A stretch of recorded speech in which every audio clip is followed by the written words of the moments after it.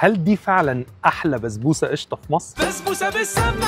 عشان اعرف اجاوب على السؤال ده ضربت مشوار 40 كيلو لمكان حد عمل فيديو كده بيتحدى كل الناس ان مفيش احلى منه بسبوسه قشطه في مصر، فبما اني احب اجرب وانتوا تحبوا تتفرجوا خلي بالكم يا جماعه انا مدمن بسبوسه بتاعت كويدر فهنكتشف. وصلنا حلواني سامي سالم. هل فعلا انتوا احلى بسبوسه قشطه في مصر؟ هتجرب. انا احب الثقه. هتجرب. ماشي. اوبا اديني ربع. لا احنا عندنا هنا ما بنبيعش بالربع. بالقطعه. انا عايز 4 قشطه و4 عاديه. سعر كيلو القشطه 240 والساده 200، بس هم بيبيعوها بالقطعه. البسبوسه العاديه تقريبا من 18 ل 20 والقشطه من 20 ل 24 على حسب يعني وزنها.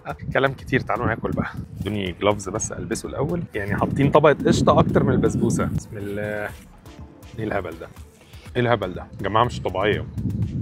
امشي امشي. بسبوسه بالقشطه، هم حاطين اللي فوق ده يعني كريمه قشطه، هي مش بتدوب. انا مش لاحق اكل. انا دول العاديه لوحدها.